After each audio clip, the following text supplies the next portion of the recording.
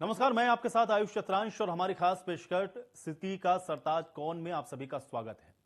निकाय चुनाव के पहले चरण के मतदान के बाद पार्टियां दूसरे चरण के मतदान के लिए चुनाव प्रचार को और तेज कर चुकी हैं और जैसे जैसे मतदान की तारीखें नजदीक आ रही हैं वैसे वैसे सियासी गलियारों में हलचलें भी तेज हो गई हैं। सभी राजनीतिक दलों ने अपनी अपनी कमर कस ली है, लिहाजा सियासी समीकरण भी बदलते हुए नजर आ रहे हैं। अब यूपी नगर निकाय चुनाव के दूसरे चरण का मतदान 11 मई को होना है और 38 जिलों में होगा और 13 मई को आपको बता दें कि दोनों चरणों के मतदान के नतीजे आ जाएंगे। दूसरे चरण के लिए हर पार्टी अपना पूरा दमखम लगा रही है। इसमें यूपी निकाय चुनाव के दूसरे चरण में गाजियाबाद, मेरठ, अलीगढ़, शाहजहांपुर, बरेली, कानपुर नगर, अयोध्या नगर निगम में चुनाव होना है। निकाय चुनाव के दूसरे चरण में उत्तर प्रदेश के 38 ऐसे जिले हैं जहां पर वोटिंग होगी। इसके अलावा 7 नगर निगम में महापौर पद पर 90 उम्मीदवार चुनावी मैदान में हैं। नगर पालिका परिषद के अध्यक्ष पद पर कुल 1150 उम्मीदवार मैदान में हैं, तो वहीं नगर पालिका परिषद के सदस्यों के पद पर 14,313 उम्मीदवार ऐसे हैं जो कि अपनी किस्मत आजमा रहे हैं। नगर पंचायत अध्यक्ष पदों के लिए 3,492 प्रत्याशी हैं। नगर पंचायत के सदस्यों की बात करें तो 42,575 प्रत्याशी चुनावी मैदान में हैं। अब दूसरे चरण की अगर हम जिलों की बात करें तो इसमें मेरठ, हापुड़, गौतम बुद्ध नगर, गाजियाबाद, बागपत, बुलंदशहर, बदायूं, शाहजहांपुर, बरेली, पीलीभीत, हाथरस, कासगंज, एटा, अलीगढ़, कानपुर, फर्रुखाबाद, इटावा, कन्नौज, औरैया, कानपुर देहात, हमीरपुर, चित्रकूट, महोबा, बांदा, अयोध्या, सुल्तानपुर, अंबेडकर नगर, बाराबंकी, अमेठी, बस्ती, संत कबीर नगर, सिद्धार्थनगर, आजमगढ़, मऊ, बलिया, सोनभद्र, भदोही और मिर्जापुर जिलों में 11 तारीख को मतदान होगा। वहीं अगर 7 नगर निगम की हम बात करें जहां पे महापौर पद के लिए चुनाव होने वाले हैं, जिसमें आज हम बात करने वाले हैं गौतम बुद्ध नगर जिले की, जहां पे तमाम राजनीतिक जोड़ तोड़ के बीच में राजनीतिक दलों के उम्मीदवारों की टिकट पाने की जो रेस है वो बड़ी दिलचस्प है। अब दावेदार चुनावी मैदान में उतरकर टिकट अपने पक्ष में पाने की बात करते हुए वोटरों को साधने में लगे हैं, लेकिन सबसे बड़ी परेशानी टिकट न मिल पाने की स्थिति को देखते हुए बगावत करके निर्दलीय चुनावी मैदान में उतरने वाले उम्मीदवारों ने खड़ी की है। गौतम बुद्ध नगर जिले की अगर हम बात करें तो यहां पर एक नगर परिषद, 5 नगर पंचायत हैं। वार्ड का आरक्षण रोस्टर जारी किए जाने के बाद से ही यहां पर जो चुनावी माहौल है वो गरमाया हुआ है। जिले में नगर निकाय चुनाव की राजनीति अब अपने पूरे चरम पर है। इसमें उम्मीदवारों की ओर से चुनावी तैयारियों को अंतिम स्वरूप भी दिया जा रहा है। हर कोई अपने अपने दावों में जुटा है। अब एनसीआर में जिले में वायु प्रदूषण से लेकर के विकास तक ये सब बड़े मुद्दे हैं। इसमें दादरी, दनकौर से लेकर जेवर तक नगर निकायों में उम्मीदवारों की दावेदारी अब बढ़ने लगी है। पार्टियों की ओर से भी मजबूत उम्मीदवारों को चुनावी मैदान में उतारने की तैयारी हो रही है। इसके अलावा बीजेपी, सपा, बीएसपी के साथ साथ आम आदमी पार्टी भी एनसीआर के इस इलाके में अपनी पकड़ को मजबूत करने की कोशिश करती हुई दिख रही है। सबसे चर्चित नगर पालिका इसमें दादरी है। दादरी सीट पर पिछले 10 साल से बीजेपी का कब्जा है और बीजेपी हमेशा महिला प्रत्याशी पर ही यहां पर दांव खेलती हुई नजर आई है। गीता पंडित को तीसरी बार बीजेपी ने यहां से अपना प्रत्याशी बनाया है। इसके पहले भी गीता पंडित 2 बार दादरी नगर पालिका के चेयरमैन रह चुकी हैं, लेकिन इस बार बीजेपी, सपा और बसपा इन सब में कांटे की टक्कर है। सपा ने अयूब मलिक को चुनावी मैदान में उतारा है और बसपा ने राव रविंद्र भाटी पर अपना विश्वास जताया है। अब अगर दादरी नगर पालिका की हम बात करें तो मुस्लिम मतदाताओं की यहां पर 27,000 की कुल संख्या है। समाजवादी पार्टी को यह लग रहा है कि मुस्लिम वोट उनके ही पक्ष में जाएगा। दूसरी तरफ बसपा के प्रत्याशी राव रविंद्र भाटी की अगर हम बात करें तो फिर दादरी नगर पालिका में दलित और गुर्जर समाज के 25,000 वोट हैं और इससे साफ ये हो रहा है कि ये वोट उनके खाते में जा सकता है। फिलहाल चुनावी माहौल गर्म है और इस बार दादरी में जिस तरह से माहौल है इसमें सपा, बसपा और बीजेपी के समीकरण को अगर देखा जाए तो मुस्लिम वोट समाजवादी पार्टी और दलित गुर्जर समाज का मतदाता बसपा की तरफ जाता है। तो हो यह सकता है कि बीजेपी को दादरी में कुछ नुकसान भी झेलना पड़े या फिर कोई एक निर्दलीय प्रत्याशी यहां से अपनी जीत को सुनिश्चित भी कर ले। तो दादरी की ये जो नगरपालिका की स्थिति है ये हमने आपको बताया है और कुल मिलाकर के पूरे गौतम बुद्ध नगर को अगर आप देखेंगे तो यहां पर दादरी नगरपालिका का जो चुनाव है वो सबसे ज्यादा दिलचस्प है, क्योंकि ये काफी लंबे समय से आप देख रहे हैं कि भारतीय जनता पार्टी के पास में रहा है। लेकिन अब आप देखें दादरी नगरपालिका के जो प्रत्याशी हैं जिसमें बीजेपी गीता पंडित पर दांव खेल रही है, अयूब मलिक हैं समाजवादी पार्टी की तरफ से, राव रविंद्र भाटी बहुजन समाज पार्टी के कैंडिडेट हैं, अशोक शर्मा जो कि कांग्रेस की तरफ से हैं, और यहां पर देखिए आम आदमी पार्टी का भी जो कैंडिडेट है उसने भी महिला ही प्रत्याशी दिया है, रीता, जो कि आम आदमी पार्टी की प्रत्याशी हैं।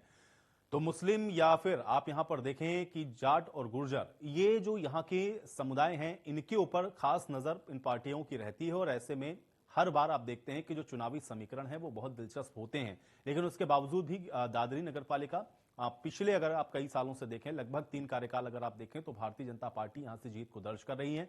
लेकिन इस बार ये जो चक्कर है वो और दिलचस्प होती हुई नजर आ रही है। तो कुल मिलाकर के हम पूरे गौतम बुद्ध नगर जिले की बात करेंगे और राजीव रंजन जी हमारे साथ जुड़ रहे हैं, पॉलिटिकल एनालिस्ट हैं। बहुत स्वागत है राजीव रंजन जी आपका इस चर्चा में।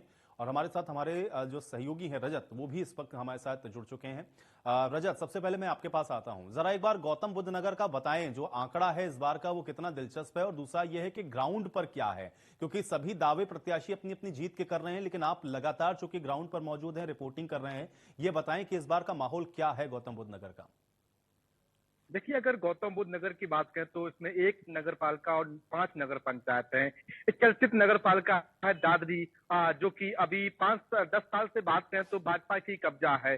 गीता पंडित वहां की महिला प्रत्याशी है इस बार भी। तो ऐसे में इस बार कांटे की टक्कर है, क्योंकि सपा ने भी अपने प्रत्याशी, जो कि पहले बसपा में हुआ करते थे, अयूब मलिक, वो बसपा छोड़ के सपा ज्वाइन की। उसके बाद सपा ने जिम्मेदारी है इस बार अयूब मलिक की दी है। कहें तो दादरी में मुस्लिम वोटर ज्यादा है, 27,000 के आसपास है। तो हो सकता था इस बार जो बीजेपी को झटका लगे, लेकिन जिस तरीके से इन दो लोगों के बीच में मनमुटाव भी था, वैश्य समाज और ब्राह्मण समाज के बीच में काफी मनमुटाव था, तो हाल में इन मनमुटाव को लेकर आज जो मीटिंग हुई है, तो उसमें जो वार्तालाप हुई है, जो निर्दलीय जो कि भाजपा के खिलाफ खड़े हुए थे, फिलहाल वो शांत बैठ गए हैं। लेकिन जिस तरीके का माहौल है नोएडा गौतम बुद्ध नगर का, अगर वहीं हम रघुपुरा नगर पंचायत की बात करें तो वहां पर जो धीरेन्द्र विधायक है, उनके भतीजे शशांक सिंह को निर्विरोध चुन दिया गया है। कहें तो शशांक सिंह समेत 12 जो सभासद हैं उनको निर्विरोध चुना गया है। तो वहां पर बीजेपी की काफी जीत हुई है। नुकसान होने का डर है वो दादरी से, क्योंकि चर्चित सीट है, जिस सीट पर दादरी की भाजपा का ही कब्जा रहा हो, तो ऐसे में जो बसपा ने बिल्कुल, लेकिन ये दादरी में जो आप बार बार बता रहे हैं, ये खेल बिगड़ता हुआ नजर क्यों आ रहा है? क्योंकि अगर पिछले लंबे समय से भारतीय जनता पार्टी के पास रही ये सीट, तो कैंडिडेट जो है उसके बारे में थोड़ा सा बताएं। और दूसरा ये बताएं, क्योंकि मतदाता तो हमेशा से रेशियो में उतना ही रहा है, चाहे मुस्लिम मतदाता की आप बात करें या जाट और गुर्जर की बात आप करें, इसके बावजूद इस बार परिस्थितियां ऐसी क्या भिन्न हो रही हैं वहां पे ग्राउंड पर, जो लग रहा है कि भारतीय जनता पार्टी के लिए मुश्किल हो जाएगी यहां पर? देखिए, बिल्कुल वैश्य समाज का मानना है कि हमने भाजपा में काफी अच्छे कार्य किए, तो उनको टिकट मिलना चाहिए था। लेकिन भाई बीजेपी लगातार तीसरी बार जो विश्वास है वो गीता पंडित पे किया है, तो उनमें काफी नाराजगी थी और काफी विरोध हुआ है। लोग धरने पर बैठे हैं और जो पुलिस भी पहुंची थी, जांच पड़ताल भी की गई है। तो इस वक्त का माहौल ऐसा है कि माहौल में काफी सुधार आया है। जो बीजेपी के खिलाफ कुछ कैंडिडेट थे जो कि निर्दलीय खड़े हो गए थे, तो इससे कहीं ना कहीं भाजपा को नुकसान होता हुआ नजर आ रहा था। तो ऐसे में दांव खेलते हुए सीएम योगी ने भी वार्तालाप की, जिसमें जो कैंडिडेट थे जो कि वैश्य समाज से थे, वो खड़ा होना। बिल्कुल ठीक है। कुल मिलाकर रजत, आप ये कह रहे हैं कि थोड़ा कोशिश की जा रही है सत्ता पक्ष की तरफ से डैमेज कंट्रोल करने की। अब देखना यह है कि उसको ग्राउंड पर कितना एग्जीक्यूट कर पाए हैं। राजीव जी, मैं आपके पास आता हूं, क्योंकि हम लोग लगातार जब बात कर रहे हैं अलग अलग नगर पालिकाओं की, और खासतौर से जब जिले वाइज हम देखते हैं, गौतम बुद्ध नगर का आकलन आप किस तरीके से करेंगे? देखिए, गौतम बुद्ध नगर का काफी हिस्सा एनसीआर का पार्ट है। और जैसे गौतम बुद्ध नगर में कोई नगर निगम नहीं है, तो अब एक दादरी की वहां पे नगर पालिका है। दादरी नगर पालिका में भारतीय जनता पार्टी का, जैसा कि आपने बताया, कि पहले से कब्जा रहा है। अब इस चुनाव में, जैसा अभी बोल रहे थे हमारे जो साथी इसमें डिबेटर हैं, कि वैश्य मतदाताओं में नाराजगी थी, तो हमारा ऐसा मानना है कि देखिए, नाराजगी होती है, लेकिन वैश्य मतदाता अल्टीमेटली नगरीय क्षेत्रों में भारतीय जनता पार्टी के ही साथ जाता है। तो समाजवादी पार्टी, भारतीय जनता पार्टी के भी निश्चित तौर पर कांटे की लड़ाई है, लेकिन लड़ाई भारतीय जनता पार्टी की तरफ झुकी हुई है, ऐसा मेरा मानना है। बिल्कुल है, लेकिन राजीव रंजन जी, चूंकि जो बात अभी रजत कह रहे थे, चूंकि वो ग्राउंड पे मौजूद हैं, लगातार रिपोर्टिंग कर रहे हैं, उनका कहना ये है कि नाराजगी जरूर थी। और एक और बड़ा दिलचस्प पहलू उसमें यह था कि जो कैंडिडेट जो कि टिकट की चाह रख रहे थे, जिनको मिला नहीं, वो थोड़ा सा कहीं खेल बिगाड़ सकते थे, लेकिन अब उनको भी कोशिश की गई कि वो थोड़ा डाइल्यूट हो गए, थोड़ा शांत है, या एक तरीके से आप कह सकते हैं कि एक्टिव नहीं है। क्या ये जो निर्दलीय है, आपको लग रहा है कि खेल बिगाड़ सकते हैं? तो देखिए, निर्दलीय चूंकि चूंकि नगर पालिकाओं के जो चुनाव होते हैं, इसमें मतदाताओं की संख्या थोड़ी कम रहती है। तो अगर कोई निर्दलीय बहुत प्रभावशाली है और उसने जनता के बीच काम किया है, तो निश्चित तौर पर उसकी एक भूमिका होती है। लेकिन अब पार्टी से टिकट बहुत लोग मांगते हैं और पार्टी उसमें चुन के किसी एक को चुनती है, उसका आकलन करती है कि यही कैंडिडेट हमारा जीत सकता है। तो अगर बहुत कोई लोकप्रिय ऐसा निर्दलीय प्रत्याशी न हो, तो सामान्य परिस्थितियों में पार्टी का प्रत्याशी ही हावी रहता है उसके ऊपर। तो ऐसा कुछ वहां दिखाई नहीं दे रहा है और हमको ऐसा लगता है कि निर्दलीय बहुत खेल नहीं बिगाड़ पाएंगे। आमने सामने की लड़ाई रहेगी पूरी। बिल्कुल रजत, एक चीज और थोड़ा सा बताएं, चूंकि जो बात अभी यहाँ पर राजीव रंजन जी ने कही, थोड़ा सा उसी को मैं आपसे भी समझना चाह रहा हूं, ग्राउंड पर उसको जरा समझाइए क्या है। एक तरफ हम लोग कैंडिडेट देख रहे हैं जिस पर मुस्लिम चेहरा है, और खासतौर से चूंकि आपने कहा मुस्लिम मतदाताओं की संख्या बहुत ज्यादा है, इसलिए भी समाजवादी पार्टी की स्ट्रेटेजी हो सकती है कि मुस्लिम कैंडिडेट के ऊपर वो अपना जो दांव है वो लगा रही है। अब अगर वैश्य मतदाता नाराज भी हो, जैसा राजीव रंजन जी कह रहे हैं कि शहर के अंदर नाराजगी चाहे जितनी हो, लेकिन अल्टीमेटली वो मतदाता होता भारतीय जनता पार्टी का ही है, और दूसरी तरफ कैंडिडेट हम देख रहे हैं जो हैं वो मुसलमान हैं, या फिर आप ये देखें कि अल्पसंख्यक वोट ज्यादा है, इस वजह से कैंडिडेट समाजवादी पार्टी का दिया गया है। क्या ये अंदर खाने आपको लग रहा है कि कहीं ग्राउंड पे काम कर रहा है, या इसकी वजह से भी नाराजगी के बावजूद भी भारतीय जनता पार्टी की तरफ ये वोट जा सकता है, जिसकी नाराजगी आप बता रहे हैं? देखिए, नाराजगी थी, हालांकि कुछ व्यापारियों ने भी नाराजगी जताई थी, और साथ ही जो कैंडिडेट थे जो कि चाह रख रहे थे कि उनको टिकट दिया जाए, तो उनको समझाया गया, और साथ ही उन्होंने जो अपने को पीछे ले लिया। उनका कहना है कि हम आपके साथ हैं, लेकिन साथ कितना है वो देखने वाली बात है। फिलहाल जो गीता पंडित है, और आज भी एक नुक्कड़ सभा हुई है जिसमें खुद जो राज्य मंत्री है नितिन अग्रवाल, वो वहां पर खुद पहुंचे हैं बैस समाज को मनाने के लिए। तो तमाम वहां के बैस समाज के लोग थे वो जुड़े हुए। तो हालांकि उनके मन में तो जरूर खोट है, लेकिन अब सामने कैसे कहें, अगर बैस समाज सपोर्ट करता है, भारतीय जनता पार्टी से कोई नाराजगी नहीं रखता है, तो शायद बीजेपी का पलड़ा भारी हो सकता है। नहीं, लेकिन रजत ये बताएं, एक बारीकी को अगर ये मान लेते हैं कि नाराजगी है, तो फिर ये जो वोट है वो ट्रांसफर किधर हो सकता है? क्योंकि दूसरी तरफ समाजवादी पार्टी है जिसका वो बिल्कुल भी परंपरागत वोट नहीं माना जाता है, और जो कैंडिडेट हैं उसको लेकर के भी आप देखिए, क्योंकि मुस्लिम मतदाताओं के ऊपर फोकस किया समाजवादी पार्टी ने, तो नाराजगी अगर हो भी जाती है, या अगर वो वोट ट्रांसफर नहीं भी होता है, तो वो कहां जाएगा? क्या वो घर में बैठा रहेगा, वोट करने के लिए नहीं निकलेगा, या वो कहीं ट्रांसफर हो सकता है किसी और पार्टी को?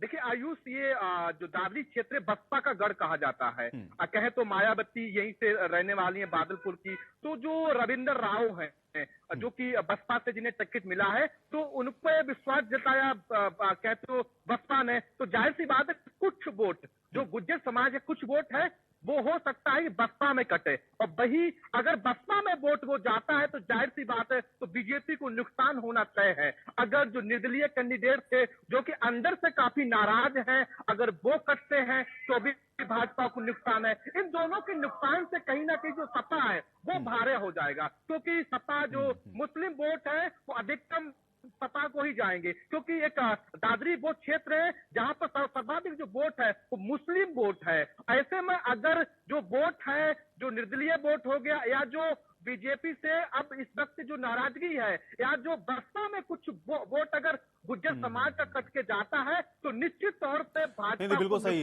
ये महत्वपूर्ण पॉइंट रजत आपने बताया है, क्योंकि अगर बसपा की तरफ चला जाता है तो जाहिर बात है कि एक का नुकसान हो रहा है, जो तीसरा कैंडिडेट है उसका फायदा हो सकता है, यानी कि समाजवादी पार्टी का पलड़ा यहां पे भारी हो सकता है। राजीव रंजन जी, एक चीज और थोड़ा सा सेकंड फेज के बारे में मैं जानना चाहूंगा। चूंकि फर्स्ट फेज में हम लोगों ने देखा वोटिंग का जो परसेंटेज था, मैं पूरे फर्स्ट फेज की बात कर रहा हूं, परसेंटेज बहुत कम नजर आ रहा था, उस तरीके का नहीं था जितना पिछले चुनावों में देखने को मिल रहा था। वोटर्स अगर कम निकल रहे हैं, या ये ट्रेंड दिख रहा है कि कम लोग जाकर के वोट कर रहे हैं, तो इसका असर कैसे पड़ता हुआ देख रहे हैं, और क्या सेकंड फेज भी इसकी वजह से कुछ इफेक्टेड होता हुआ आपको दिख रहा है, यहां पे भी यही ट्रेंड होगा?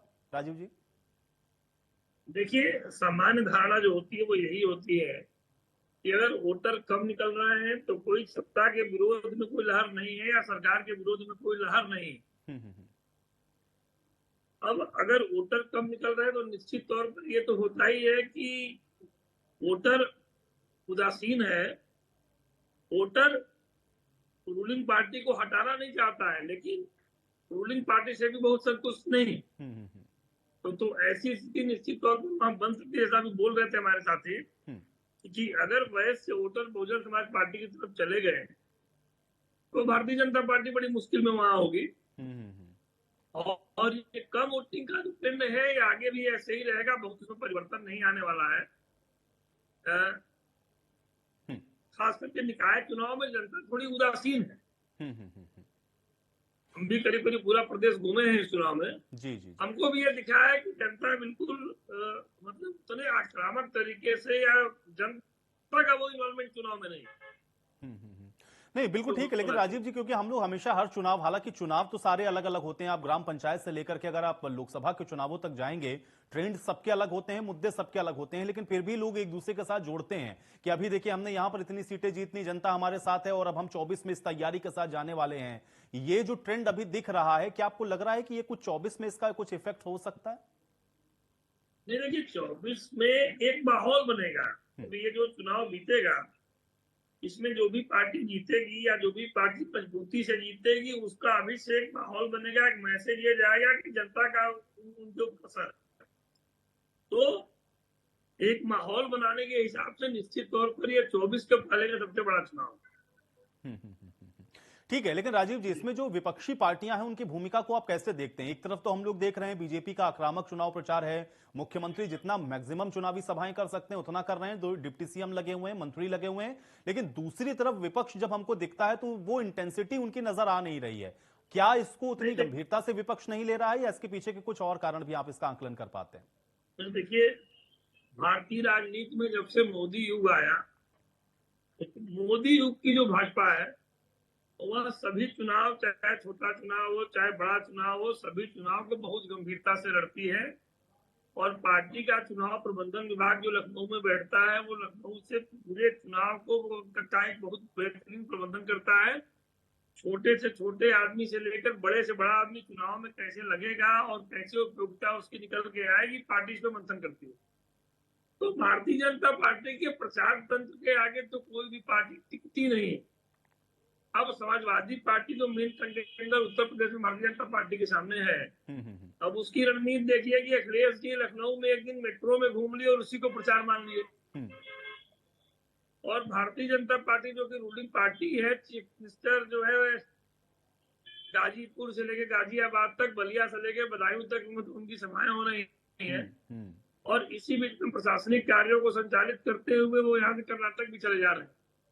तो भारतीय जनता पार्टी के नेताओं की मेहनत के आगे कोई भी उनके सामने की पार्टी इसमें टिक नहीं रही है। और भारतीय जनता पार्टी के बराबर अगर मेहनत नहीं करेंगे तो भारतीय जनता पार्टी को हराना बहुत ही मुश्किल है, करीब करीब असंभव। बिल्कुल। रजत, अब मुद्दों पर आते हैं। मुझे जरा ये बताइए, चूंकि हम लोगों ने तमाम समीकरणों की तो बात कर ली, भाई जातिगत समीकरण क्या हो सकते हैं, किसकी नाराजगी है, कौन कैंडिडेट कितना मजबूत, लेकिन मुद्दे क्या हैं जरा ये बताएं गौतम बुद्ध नगर के। और क्या मुद्दों के आधार पर भी आपको लग रहा है कि जनता सोच रही है वोट करने के लिए, या सिर्फ यही जातिगत समीकरण, या इससे नाराजगी उससे नाराजगी, या उसके पक्ष में, या किसका कितना वोट बैंक है? क्या मुद्दों की बात हो रही है रजत? देखिए, जातिगत तो ठीक है, लेकिन मुद्दे की बात करें तो मुद्दे की बात करें तो विकास तो हालांकि हुआ है। जहां पहले गुंडा राज था तो इस कानून व्यवस्था को लेकर हालांकि जनता सोच सकती है, क्योंकि कानून व्यवस्था बेहतर है जिले में। और जाहिर सी बात है, अगर कानून व्यवस्था की बात करें तो इस तौर पर जिस तरह से पहले ग्रेटर नोएडा जो भी गुंडा का माफिया कहा जाता था, यहाँ पर बड़े बड़े रंगदारी लोग मांगते थे, तो ऐसे में माहौल के हिसाब से देखा जाए, जिस तरीके से यूपी में कानून व्यवस्था इस टाइम पर ठीक चल रही है, उस हिसाब से हो सकता है परिवर्तन हो। लेकिन अभी मौजूदा में जिस तरीके जाति समीकरण की बात करें तो हालांकि जाति समीकरण से भी नुकसान हो सकता है, भाजपा को नुकसान होने की उम्मीद है। जिस तरीके से वोट वही है, अगर मुस्लिम वोट करें तो लगभग, अगर हम पूरे गौतम बुद्ध नगर की बात करें, नगर पंचायत या नगर पालिका की बात करें तो 1,60,000 वोट है। कुल 1 लाख तो दादरी में ही है और तमाम जो नगर पंचायत होगी, जेवर हो गई, रबूपुरा हो गई, तनकौर हो गई, जहांगीरपुरी, बिलासपुर, तो इन क्षेत्रों में भी मतदाता है, लेकिन जो नुकसान होने की उम्मीद है वो सिर्फ दादरी में दिखाई दे रहा है, क्योंकि वही वोट है वो बहुत जगह बढ़ चुका है। तो इसका कहीं ना कहीं लाभ है वो समाजवादी पार्टी का जो प्रत्याशी है वो ले सकता है। लेकिन जिस तरीके आपने बोला है कि मुद्दे क्या रहेंगे, मुद्दे वही है, अगर विकास की बात तो विकास तो बेहतर हुआ है, वहीं अगर कानून व्यवस्था की बात करें तो वो भी बेहतर हुआ है। उस हिसाब से देखा जाए तो बीजेपी काफी आगे चल बिल्कुल रही नहीं है। रजत, देखिए कानून व्यवस्था वाला मुद्दा तो पूरे राज्य के स्तर पर आ जाता है और ये तो हम लोग चुनावों में भी देख रहे हैं, विधानसभा चुनाव में भी बहुत चर्चा हुई, जाहिर है लोकसभा चुनाव में भी बीजेपी इसको मुद्दा बनाएगी। लेकिन दादरी के बारे में थोड़ा सा मैं इसलिए जानना चाह रहा हूं क्योंकि ग्राउंड पर वहां पर क्या है। अगर भारतीय जनता पार्टी के पास में ये सीट बहुत लंबे समय से है तो जाहिर बात है सड़क, बिजली, पानी, सीवर, ये सारी समस्याओं से क्या दादरी वासियों को निजात मिल गई है? क्या इन समस्याओं को लेकर के दादरी वासी मुखर होकर के बोल रहे हैं या समस्याएं हैं ही नहीं वहां ग्राउंड पर? किस तरह की स्थिति है वहां पे रजत? देखिए समस्याएं तो बहुत हैं, अगर मौजूदा स्थिति में देखा जाए तो समस्याएं बहुत है, कूड़ा कचरा है, यहाँ के साफ सफाई पर कुछ ज्यादा नहीं काम किया गया। तो हालांकि आज कुछ लोगों ने वहां पर अपनी बात भी रखी थी, जो मंत्री थे उनके सामने कहा भी था, यही समस्या आ गई थी कि आखिर जो घरों से जो कचरा निकलता है उसका कहीं भी सप्लाई की कोई व्यवस्था नहीं की गई है। तो ग्राउंड जीरो पर हालांकि देखा जाए तो कहे तो समस्याएं बहुत हैं, लेकिन जिस तरीके से दादरी वो क्षेत्र है जहां पर 10 साल से भाजपा कब्जा हो और जहां तक जो भाजपा द्वारा महिला प्रत्याशियों को ही मैदान में उतारा गया है, तो ऐसे में अगर मुद्दे की बात की जाए तो नुकसान भी हो सकता है, लेकिन जिस तरीके से लॉ एंड ऑर्डर की होगी, कानून व्यवस्था की होगी, तो उस हिसाब से बीजेपी का पलड़ा भारी है। लेकिन अगर वोट है वो अगर वही वोट अगर 4 जगह बच जाएगा तो उस हिसाब से कहीं ना कहीं बीजेपी को नुकसान हो सकता है। फिलहाल जो मुद्दे हैं वो लोग भी नाराज हैं, अंदर अंदर काफी नाराज हैं, लेकिन जिस तरीके से चुनाव प्रचार चल रहा है, माहौल बनाया जा रहा है यूपी में, खुद सीएम योगी आदित्यनाथ, तमाम जो मंत्री लोग हैं खुद जिले में भ्रमण कर रहे हैं, तो ऐसे में कहीं ना कहीं चुनावी प्रचार है, उससे कहीं ना कहीं माहौल सुधर सकता है। और दादरी की बात करें तो अगर वोट नहीं बचा, अगर लोगों की नाराजगी नहीं रही तो पक्का जो कहे तो जो भाजपा काफी है वही सीट जीतेंगी। और साथ ही अभी हालांकि लोगों में काफी नाराजगी है, जो वैश्य समाज के लोग हो गए, तो यार बिल्कुल। और रजत, ये सबसे अहम बात जो बार बार आप कह रहे हैं, क्योंकि एक वैश्य समाज को लेकर के जो बात आप कह रहे हैं, अब देखना ही होगा कि वो वोटर आखिर किस करवट बैठता है या किसको वो वोट करता है। राजीव जी, चूंकि विपक्ष में जब हम लोग मेन कंटेंडर पार्टी को देखते हैं, समाजवादी पार्टी को, और अगर वो इस तरीके से चुनाव प्रचार को कर रही हो, जैसा आपने कहा कि एक दिन अखिलेश यादव लखनऊ की मेट्रो में घूमे